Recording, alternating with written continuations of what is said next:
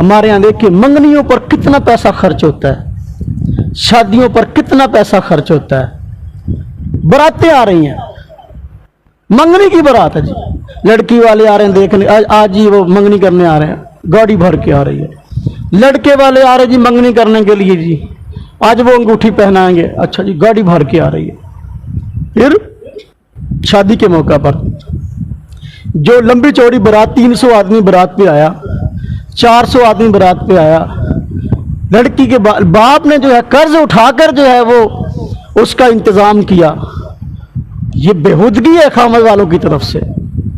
अरे भाई अगर आप समझते हो चंद एक आदमी आ जाए निकाह के लिए तो ठीक है, निकाह की मजलिस में गवाह होना जरूरी है, कोई लंबा सफर है, हिफाजत के लिए 2-4 आदमी साथ हो, हर्ज नहीं। लेकिन ये जो लंबी चौड़ी बारातें आती हैं, इनका तसव्वुर क्या है शरीयत में।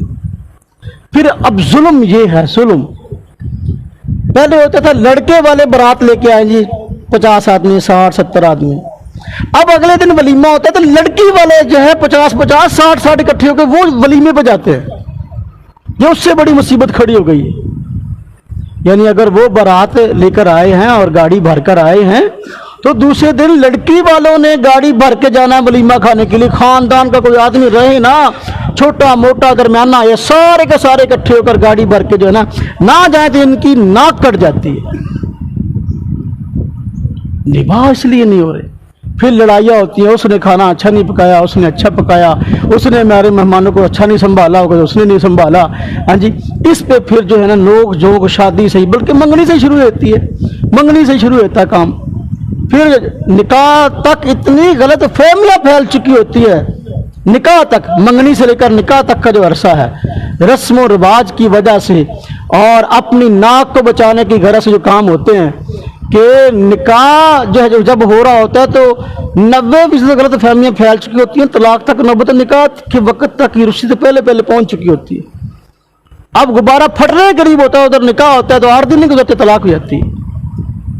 ये रस्म और रिवाज लेके बैठ गए। हमें शरीयत के मिजाज को समझे, अगर हम मुसलमान, हमें चाहिए मुसलमानों के तौर तरीके को अपनाएं। सारी सारी रात शादी की रात, जैसे मेहंदी की रात कहते हैं, पैसों की क्या कहते हैं, कापियों पर जो है वो पिस्टल पर कापियां रख के उनको जलाते रहे, सारी रात फायरिंग करते रहे और सारी रात खुसरे नचाते रहे और उनको पैसे देते रहे।